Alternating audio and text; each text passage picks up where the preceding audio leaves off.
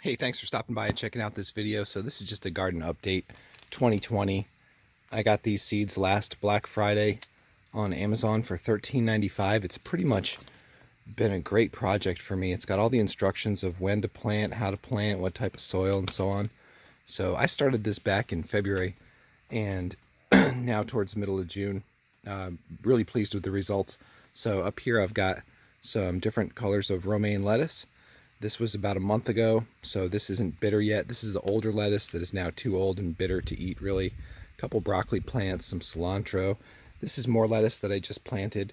I found that compared to the garden back there across the pool, having the lettuce up here to just grab for a sandwich or whatever is really easy, and it requires almost no maintenance. So I'm really happy with that. I also keep the chives up here because I love to put them in my eggs from our chickens. And this is an interesting YouTube experiment.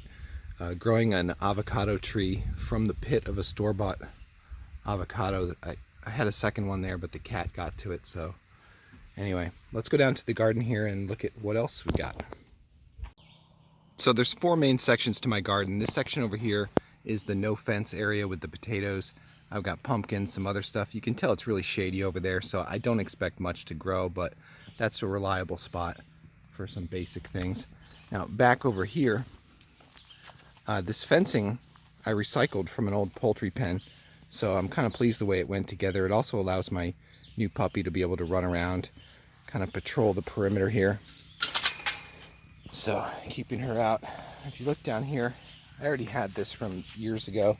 I used to only grow potatoes, tomatoes, and peppers for the most part, and I had run this hose from the back of the house out here, so nice to have a water supply, but it's been raining like crazy here. So I haven't really had to irrigate much. I've got two celery plants. I don't eat a lot of celery, but for potato salad or whatever, that's nice to have. The first row was all spinach. I ate lots of salads out of that, but you can see it's kind of gone to seed now at this point. So I'm just going to let it do its thing and hopefully get some seeds off of it. All the seeds in the kit were heirloom seeds, which means for that purpose, it's a sustainable crop where you can get the seeds and reuse them year after year. All through here are some carrots. I put down some boards originally to help the seeds germinate, but now it helps me kind of walk through to pick things. Hiding in this area, I've got a row of beets. I absolutely hate beets, but they were in the kit, so I planted them anyway. In fact, half of this stuff I really don't even like, but I'm growing it anyway, just to see. The goal here was to see how much stuff can I possibly pack into a bedroom-sized garden, and I think I've definitely met that goal. So second row here after the beets is a bunch of turnips, and they're actually not that bad. You can eat the greens or the bottom part, so root crops over here. And then some of this stuff is going to fade and go away, like all this lettuce here. So red romaine, regular romaine, some butter crunch, whatnot. And then I've got a row of radishes hiding in there. I've already picked a ton of them, but they're pretty much rabbit snacks for our pets. And then rutabagas. I had never had a rutabaga before. It's basically like a big turnip. You can roast it in like olive oil and salt, and it's not bad. It's sort of like a potato. Got a row of green beans that I started from seed, so those are looking okay. I've got some Black Beauty summer squash, it's like zucchini. And then behind me, I recently planted some basil. So all along here, I kind of left no space unattended here. So if I can make it through here, I'm going to set some stepping stones. So when this becomes totally crowded out, I'll still be able to walk. Here at the base of the pole, you might say, well, why do you have this huge pole? This used to be the supporting structure for my poultry pen. It was sort of like a tent, but the frost date came 2 weeks later than was expected. So I actually tarped and canopied this whole thing and put a heater out here to protect it for 2 or 3 days. And it worked out really well with the pool tarp.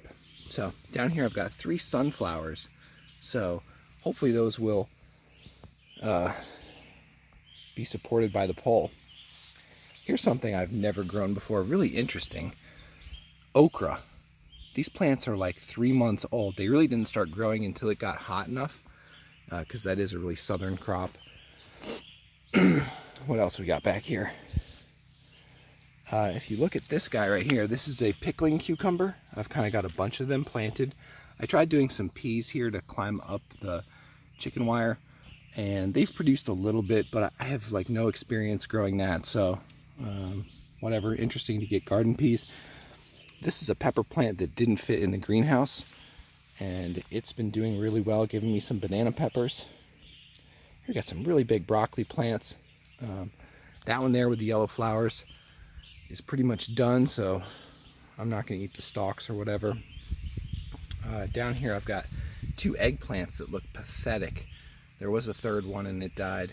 I just put some 7 dust on it, so maybe it'll stop getting eaten. This is some Bilicious corn.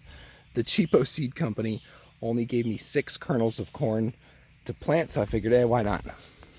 So over here, these 3 are Brussels sprouts, and they're going to grow up really tall. And this is sort of my cabbage family of plants here.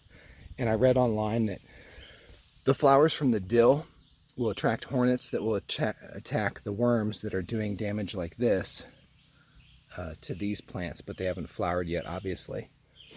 And then this plant is Georgia collards. My rabbit really likes that. I got 2 cauliflower plants. Those are obviously purple cabbage. And then mostly beefsteak tomatoes with a couple of cherry tomatoes mixed in. Walking over here, I've kind of repurposed this garden. The reason why I chose cinder blocks is because I knew I was going to change my mind years ago, and I have, so that's been great. So over here I've got some asparagus. A couple of the plants are older in the middle. The other ones I started from seed, from the seed kit.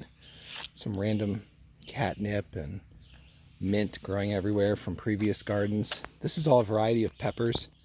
I've got red, yellow, purple, cayenne, jalapeno, pretty much you name it. If it's a pepper, it's in here. I've already been picking a lot of those.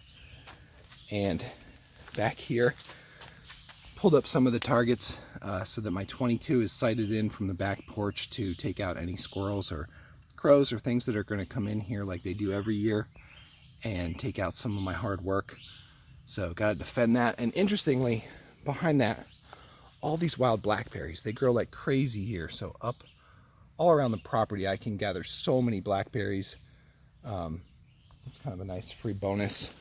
So over here, I've got 10 more tomato plants. I'm really impressed with how well they've been doing. This used to be the poultry pen area that's never had a garden. So I just ran the tiller through it really quickly and just gave it a quick shot of 10-10-10 fertilizer and some rabbit droppings. And it is just gonna hook me up there with lots of tomatoes. I actually bought a pressure canner in anticipation. And this garden here, again, this is just the experimental area. Those are some really nice looking squash plants in the middle. So a bunch of zucchini in the back. I tried growing some rhubarb. It's not looking too hot. And that's it. So hope you guys like the garden tour. Hope you're surviving the pandemic and quarantine and all that stuff and doing well. Thanks for watching. Have a great day.